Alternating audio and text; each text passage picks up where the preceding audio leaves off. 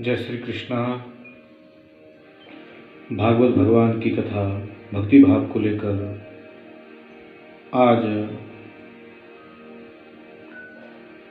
राजा परीक्षित को आदरणीय सुखदेव भगवान इस कथा को श्रवण करवा रहे हैं। निमिषारण्य की पवित्र भूमि पर सौनकादि 88,000 ऋषि इस कथा को श्रवण कर रहे हैं।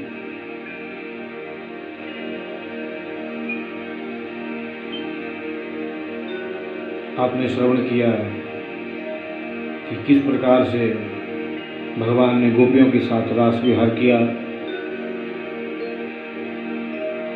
आज जो है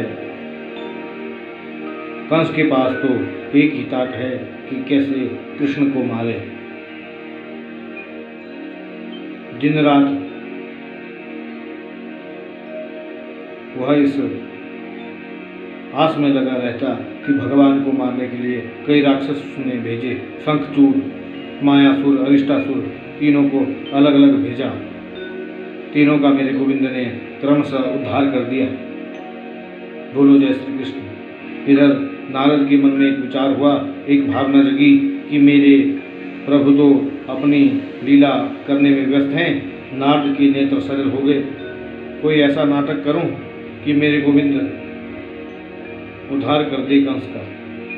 नारद जी सीधे जो है कंस के पास पहुंचे। संत नारद जी मथुरा पधारे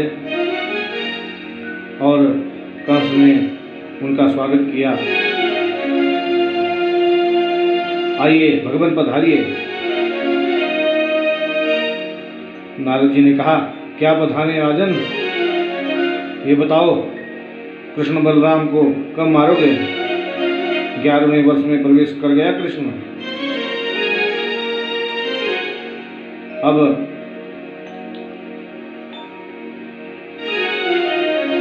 मैं तुमसे क्या बताऊं? भगवान, कंस बोल रहा है, मैं चुन चुन कर राक्षस भेजता हूं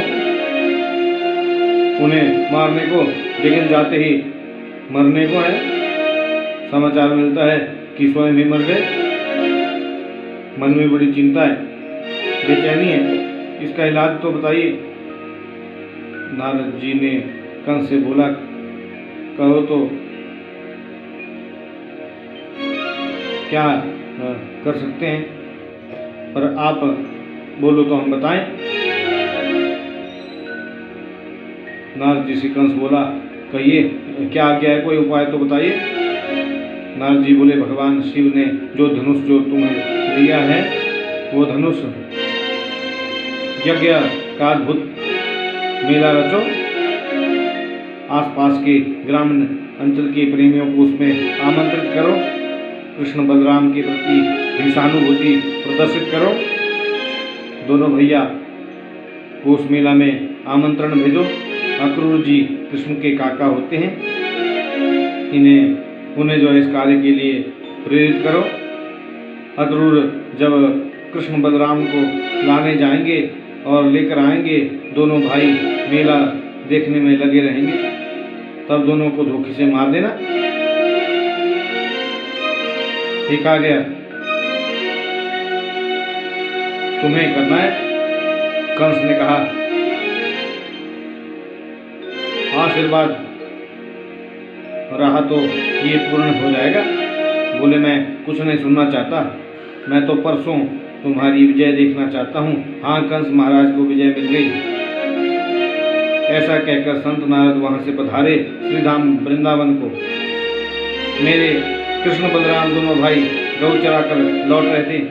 नारद ने उनको प्रणाम किया, वंदन किया। भगवान बोले, आओ पधारो नारद जी, बड़ी कृपा की आपने।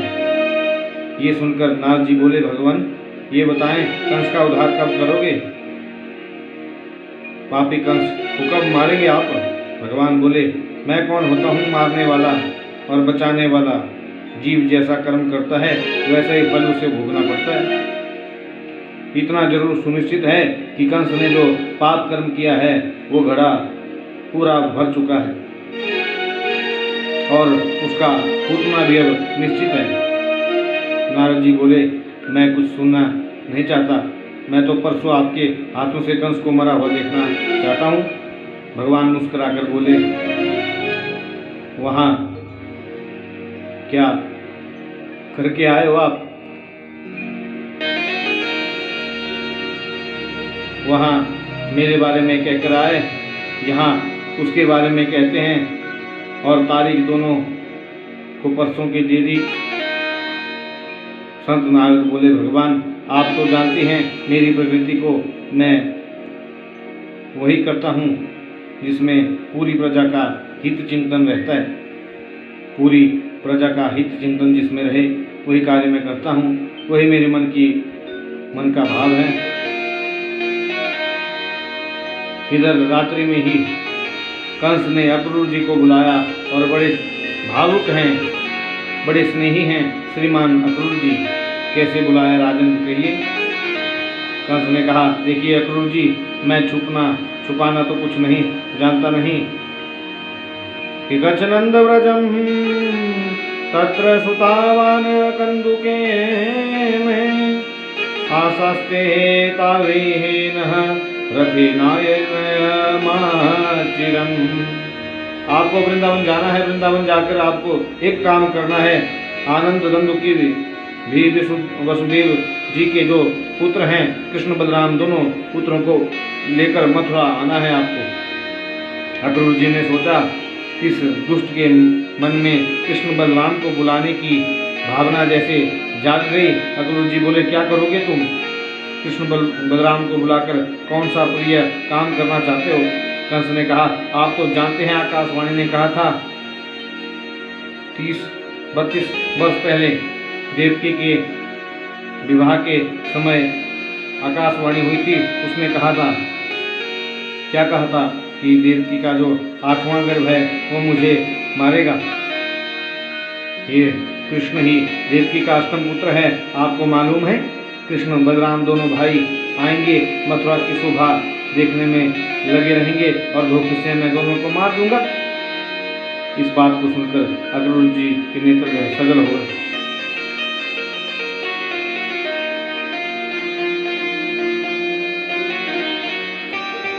बड़ी सुंदर पत्नी कंस को समझाने लगे, मनोरथान करोत अर्जुनो देवहंतारपि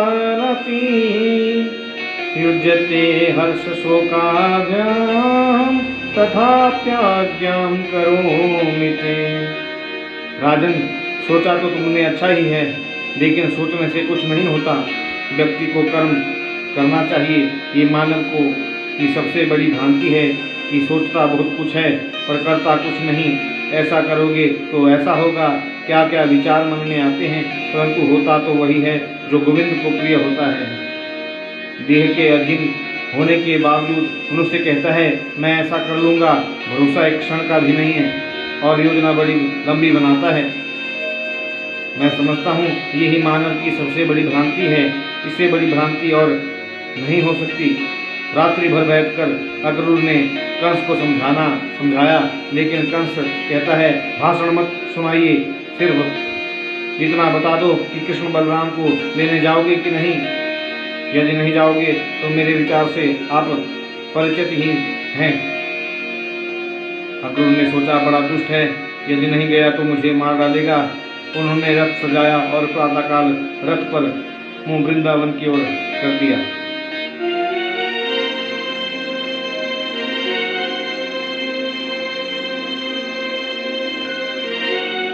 अक्रूर जी जिस रथ पर बैठकर जा रहे हैं उसमें वृंदावन या नंदगांव पहुंचने में ज़्यादा से ज़्यादा 20 मिनट का समय लगता था, लेकिन अक्रूर जी को ठीक आज 10 घंटे लगे। रथ का मुख है वृंदावन की ओर। महात्मा अक्रूर की समाधि लग गई। मन में बड़े सुंदर विचार उद्वेलित होने लगे। किम मया चरितम भद्रम किम तप्त परमं तपः किम वाथाप्य हरते दत्तं यद दक्षिणामद्यं केशवम्। अक्रूर जी के मन में विचार करते हैं कि ऐसा कौन सा सुंदर कार्य मैंने किया, ऐसा कौन सा सत्कर्म किया मैंने कि आज केशव का मैं दर्शन करूंगा। मेरे लिए सबसे बड़ी दुर्लभ बात यही है कि कृष्ण का मुझे दर्शन हो जाएगा। बड़े बड़े मनीषी दर्शन के लिए तरसते हैं लेकिन कर नहीं पाते। आज वही परात्पर अखिलेश्वर मुझे काका कहेगा, बाबा कहेगा, पता नहीं क्या बोलेगा। ऐसा सोचते सोचते संत अक्रूर की समाधि रक्त पर ही लग गई। परिणाम ये हुआ कि जो घोड़ा है चलाना ही भूल गए। कहीं जलाशय है तो पानी पीने में तन्मय हो गए, कहीं हरी हरी घास है चरने में लग गए। परिणाम ये हुआ कि 15-20 मिनट के बदले 10 घंटे का समय वृंदावन पहुंचने में लगा, जहां से वृंदावन की सीमा आरंभ होती है।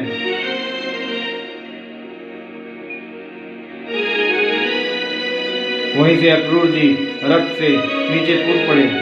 मेरे बालकृष्ण प्रभु गौ चराकर लौट रहे थे। अक्रूर जी को जैसे ही श्री कृष्ण ने देखा तो मन में बड़े प्रसन्न हुए। काका जी आ गए, काका जी आ गए। महात्मा अक्रूर जी तो भाव विह्वल हो गए। आज पहली बार उनके चरणों की ओर प्रणाम करने दौड़े तो कन्हैया ने स्वयं प्रणाम किया और बोले, आप तो पूज्य काका जी हैं, हम प्रणाम कर रहे हैं। अक्रूर जी के नेत्र सजल हो गए। बोले, तुम्हारा यही नाटक तो विचित्र है लाला, लेकिन मैं यहाँ क्यों आया हूँ ये बताना तो कोई जरूरी नहीं है। कन्हैया बोले, कंस ने हमें मारने के लिए मथुरा बुलाया है। काका जी, आप मेरे ब्रजवासी सखाओं से ये बात कभी ना बताना कि कंस ने हमें मारने के लिए बुलाया है। ये लोग रो रो कर मर जाएंगे मेरी याद में। उनके जीवन का सर्वस्व केवल मैं हूँ। श्री कृष्ण बलराम श्री अक्रूर जी को लेकर महल में पधारे। नंद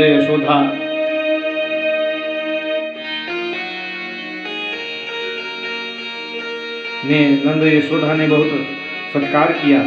भोजन आदि से निवृत्त होकर नंद यशोदा अक्रूर जी के पास में बैठे। उधर पूरे वृंदावन में समाचार फैल गया, कोई परदेसी आया है। रात्रि में नंद जी ने पूछा, कहिए कैसे आना हुआ। अक्रूर जी बोले, मैं कृष्ण बलराम को लेने आया हूँ। कंस के यहाँ बहुत बड़ा धनुष यज्ञ मेला हो रहा है, लगा है। आसपास के सभी ग्रामीण अंचल के लोग जा रहे हैं, तो इसलिए मैं इन्हें भी लेने आया हूँ। मैया यशोदा भोजन करने बैठी थी। उन्होंने जैसे ही कृष्ण बलराम को लाने के लिए ले जाने की बात सुनी,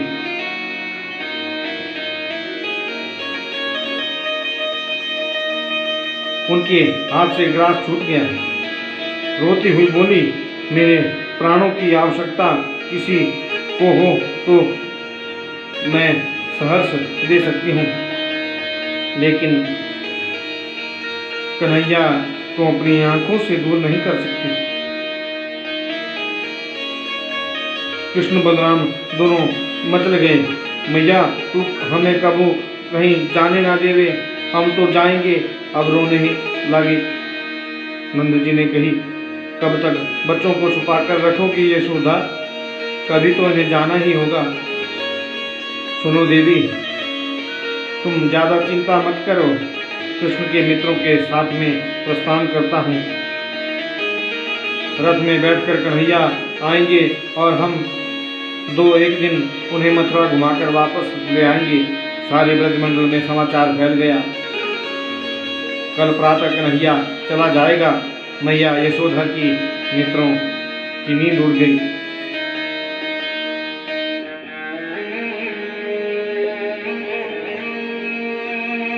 हजारों गोपियां कृष्ण के महल के द्वार पर खड़ी हैं।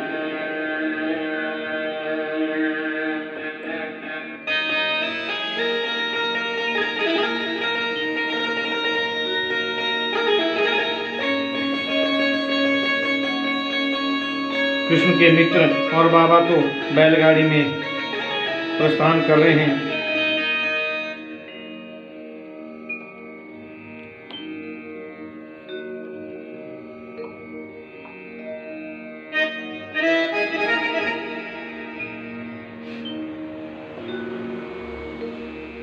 अर्धरात्रि का समय था और मेरे गोविंद ने देखा पलंग पर माँ यशोदा सो रही है।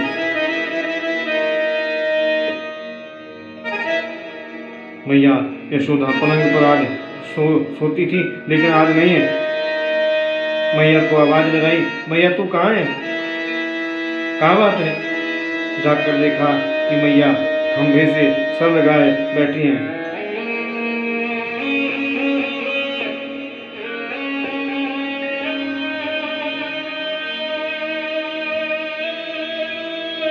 मैया की गोद में बैठकर मेरे कन्हैया ने मैया के आंसू पोंछकर कहा, मैया तू काहे को रोवे? मैया ने कहा, लाला मैं सोचू हूँ तू कल मथुरा चले जाएगो, तेरे बिना एक एक पल जीवन का कैसे व्यतीत करूंगी। गोविंद बोले, मैया तू चिंता ना करे, मैं जल्दी ही आ जाऊंगा। प्रातः 4 बजे ब्रह्म मुहूर्त में जैसे ही महल के मुख्य द्वार को खोला गया, मेरे गोपाल ने नजर डालकर देखा तो लाखों गोपियां खड़ी हैं। उनके मध्य में श्री किशोरी राधा जी हैं। अक्रूर जी रथ को सजा रहे हैं। कन्हैया बलराम साथ लेकर रथ की ओर बढ़े तो गोपियों के नेत्रों से पनारे बह चले। गोपाल के हाथ जोड़कर बोली, लाला आपको हम नहीं जाने देंगी।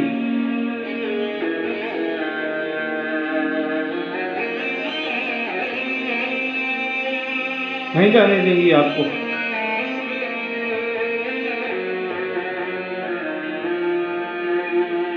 ये कैसे सोच लिया कि हमें छोड़कर आप जा सकते हैं?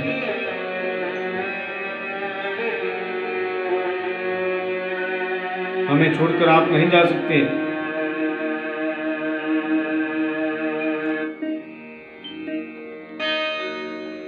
अहो विधाता, अहो विधाता, न क्वचिद दया संयोज्य मैत्रा प्रणयेन देहिना ताश्चाकृतार्थं विनयुं नक्षपार्थकं विक्रीडितं ते अभरकं चेष्टितं यथा।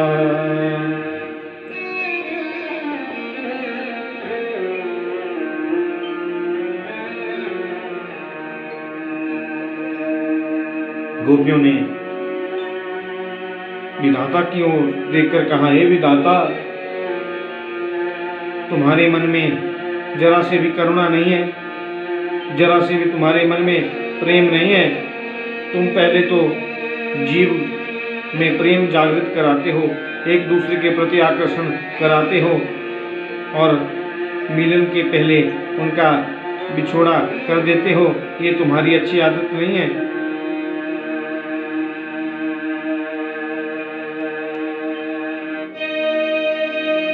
गोपियां कह रही हैं,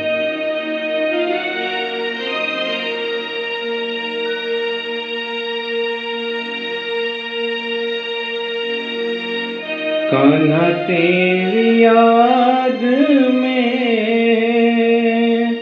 हो,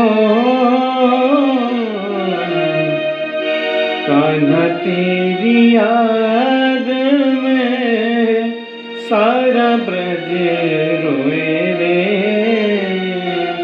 गोपियां भी रोई, कान्हा वाले भी रोए, गोपियां भी रोई, कान्हा वाले भी रोए।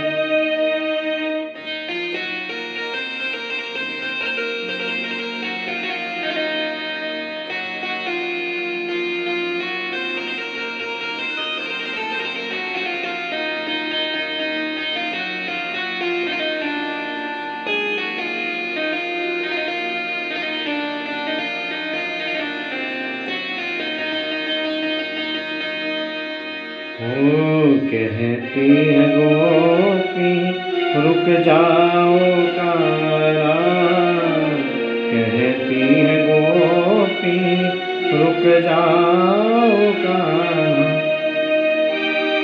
छोड़ के गोकुल मथुरा न जाना, कहती है गोपी रुक जाओ कान्हा।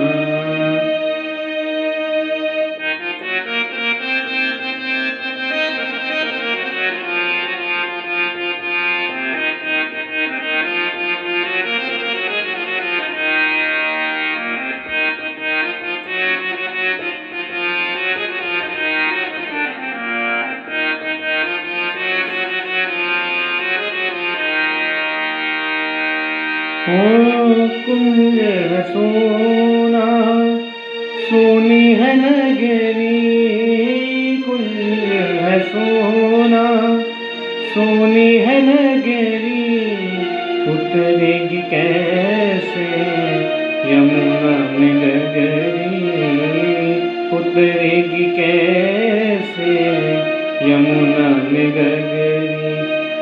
भूल गए क्या तुम रस रचाना, कहती है गोपी रुक जाओ कान्हा, कहती है गोपी रुक जाओ कान्हा।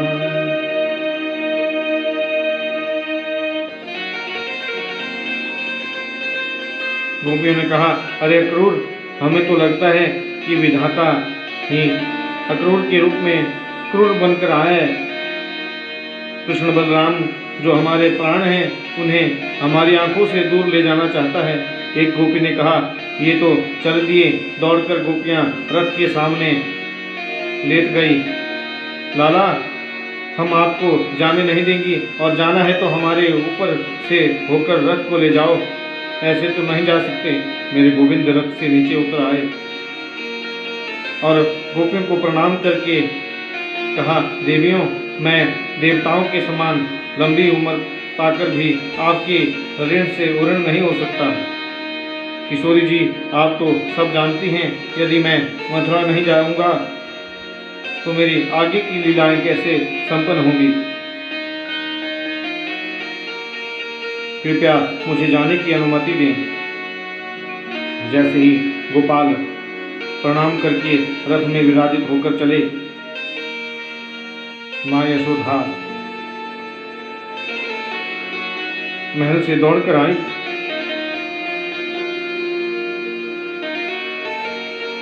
मेरे नेक रथ को रोको तो सही, रोको तो सही, मैया दौड़ती गिरती आ रही है।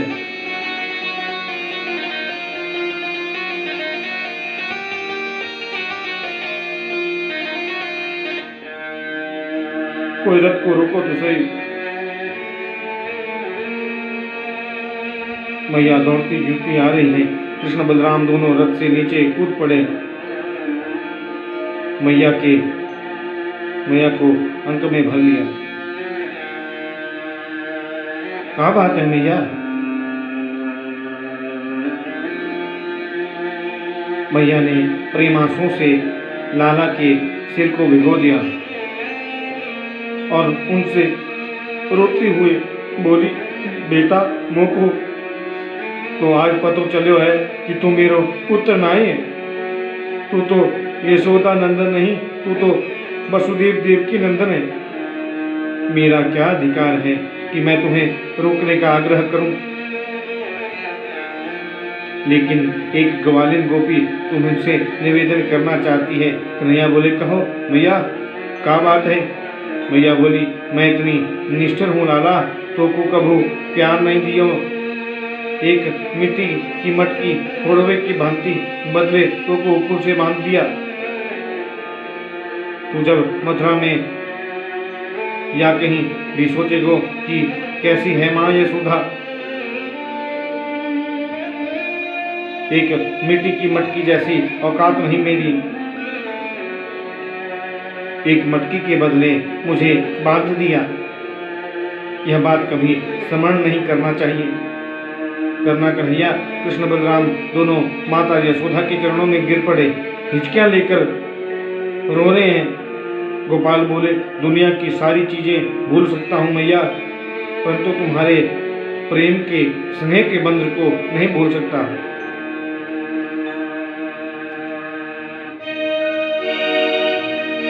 न चान्तरन भैर्यस्य न पूर्वं नापि चापरं पूर्वापरं बहिराधा अस्राचन्त जगतो जगत।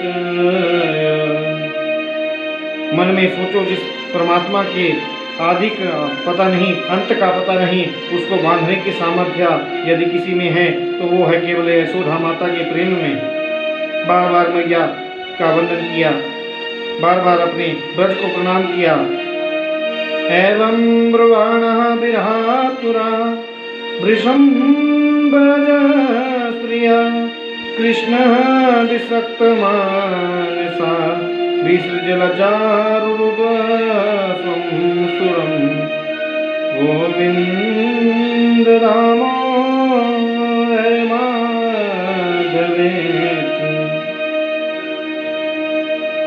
जब तक रथ की ध्वजा चमकती रही, रथ से उड़ने वाली धूल उड़ती रही, चमकती रही, तब तक गोपियां टकटकी लगाकर रथ को देखती रही।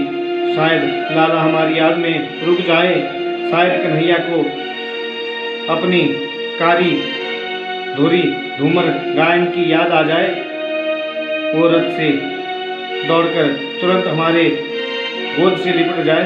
लेकिन जब रथ की ध्वजा और धूल का चमकना भी बंद हो गया तो गोपियों ने अपने हृदय पर भैर का पत्थर रख लिया।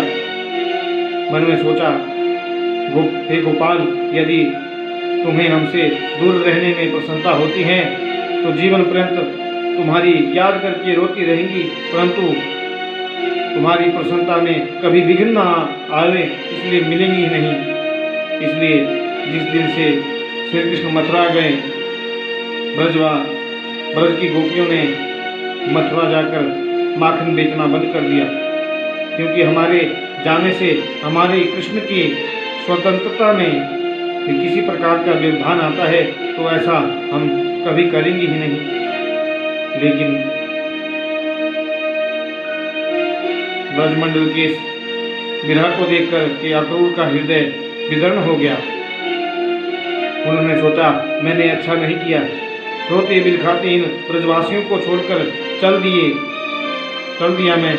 यमुना जी में स्नान करते वक्त अक्रूर जी ने शेषनाग पर गोविंद का दर्शन किया तो उनके स्नेह की संदेह की जो है निवृत्ति हो गई कि ये तो साक्षात परब्रह्म है, इसे मारने की कोई सामर्थ्य कंस की नहीं है।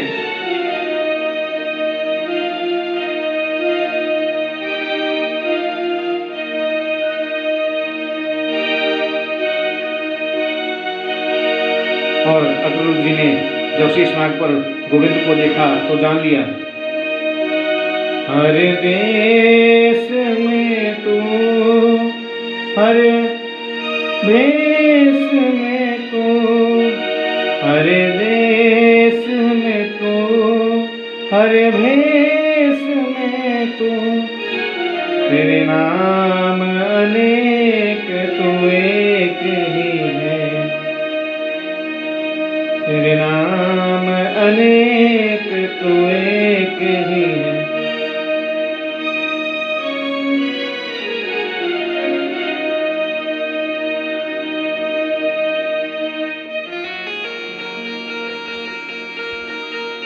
कृष्ण के मित्र और नंद बाबा मथुरा के पास यमुना बाग में रुके हुए हैं। कृष्ण बलराम ने जाकर उन्हें प्रणाम किया। नंद बाबा बहुत प्रसन्न हुए। अच्छो लाला, तू आए गयो। कन्हैया बोले, बाबा, मथुरा नगरी दूर से तो बड़ी अच्छी दिख रही है। अक्रूर जी बोले, ये जो सुंदर सुंदर अटकलियाँ दिखा रही हैं ना कन्हैया, उन अटकलियों के मध्य एक मेरी भी कुटिया है। मेरी मन हो रहा है कि रात्रि विश्राम के लिए आप मेरे घर पधारते। कन्हैया बोले, काका जी, अभी मैं किसी के घर जाने के लिए बाध्य नहीं हूँ, मुझे क्षमा करें। वैसे समय मिलने पर मैं प्रयास करूँगा। ऐसा कहकर संत अक्रूर जी को विदा कर दिया।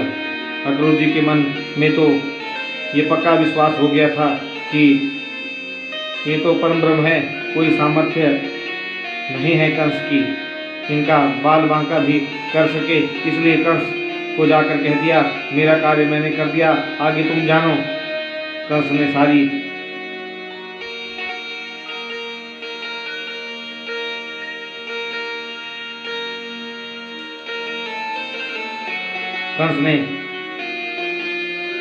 सारी मथुरा नगरी की सजावट का आदेश कर दिया। लोगों को निर्देश कर दिया कि मार्ग में कृष्ण बलराम का कोई स्वागत ना करे। लेकिन मथुरावासी तो कितने वर्षों से आस लगाए बैठे थे। जीवन में आशा करनी है तो गोविंद से मिलने की आशा करो। संसार की आशाएं व्यर्थ है। जीवन में जो भी करो परमात्मा से जोड़कर करो। अभिमान करना बुरी बात है, लेकिन रामायण में सुतीक्ष्ण जी कहते हैं, अस अभिमान जाहि जन भोरे, मैं सेवक रघुपति पति मोरे। क्रोध से भी करो तो परमात्मा से ही करो। आखिर क्रोध भी किसके लिए बना है? तो क्रोध यदि किसी के लिए बना है तो इसलिए कि करना है तो गोविंद से करो। ब्रजवासियों को क्रोध आता है तो कन्हैया के गाल पर गुलचा मारकर घोड़ा बनाकर बैठ जाते हैं। खेलन में को काको को सैया। एक व्यक्ति ने हमसे पूछा, महाराज जी, जहाँ भी कथा में जाते हैं बस दिन रात यही सुनने को मिलता है, क्रोध मत करो, क्रोध मत करो। क्रोध मनुष्य का सबसे बड़ा शत्रु है। तो महाराज, ये क्रोध तो आता ही क्यों है? ये तो बनाया हुआ है भगवान का। हमने उनसे कहा, आपको मना किसने किया है क्रोध करने को? तो सज्जन बोले, तो मैं क्रोध करूं तो बुरा तो नहीं होगा ना? हमने कहा, लेकिन क्रोध भी मौका पड़ने पर करना चाहिए, हर समय मत करो। हर समय क्रोध करना बुरी बात है। यदि क्रोध करना है तो गले से नीचे तक मत करो, यानी अंदर से क्रोध मत करो, बनावटी क्रोध करो। जैसे रामलीला में राम रावण का युद्ध होता है, वे बनावटी क्रोध करते हैं। जैसे माँ बच्चे पर क्रोध बनावटी करती है, अंदर से नहीं करती। गीता में भगवान कहते हैं कि क्रोधाति भवति सम्मोहात् स्मृति विभ्रमः, स्मृति भ्रंशात् बुद्धिनाशो, बुद्धिनाशात् प्रणश्यति। क्रोध से समूह पैदा होता है, उससे स्मृति में विभ्रम पैदा होता है और स्मृति से विभ्रम होने से बुद्धि नष्ट हो जाती है। जिसकी बुद्धि नष्ट हो उसका जीवन नष्ट हो जाता है। इसलिए सच्चा क्रोध नहीं करो। क्रोध करना है तो मेरे गोविंद से करो। जैसे कर्माबाई क्रोध करके गोविंद को कहने लगी, तुम नहीं खाओगे तो मैं नहीं खाऊंगी, तो गोपाल को प्रकट होकर खिचड़ी का भोग पाना पड़ा। ये कलयुग की ही बात है। व्यर्थ का क्रोध कभी मत करो, वो काम बिगाड़ता है। कंस ने सबको निर्देश दे दिया था कि कोई उनका स्वागत ना करे, लेकिन हमारी मथुरा की माताओं ने आपस में कहा, अरे बजमारे, तू हमें मार्ग में जाकर स्वागत ना करने देगो तो हमारे घर की छतन पर हम फूल से जो है फूल की बरसात करते हुए नाई थोड़ी कर देगो। तो हमारे घर की छतन पर से फूल बरसाने से नाई थोड़े रोक सकते हो। माताएं बहनें सब अपनी अटारियों पर चढ़ गई और सोचने लगी, लाला इधर से निकलोगो तो यहाँ से दर्शन कर लेंगी। प्रेम जब उमड़ता है तो नियम नहीं देखता। कन्हैया ने सोचा, कंस का उद्धार तो मुझे शीघ्र करना ही है। कन्हैया ने बाबा से कहा, बाबा हम नेक नगर से मैं भ्रमण करने जानो चाहे। बाबा ने कही, नाय बेटा, मैं तुम्हें मथुरा में नाय जान दूंगो। तुमने यहाँ काऊ से सारो कह दियो तो झगड़ो हो जाएगा। नहीं बाबा, हम कछु ना कहेंगे, बस भ्रमण करके आ जाएंगे। अच्छो बलराम बेटो, तू बड़ो है, इनके संग में जाइयो, देखो कोई उधम ना मचावे, ना हो न पाए। मथुरा में कृष्ण बलराम प्रवेश कर रहे हैं।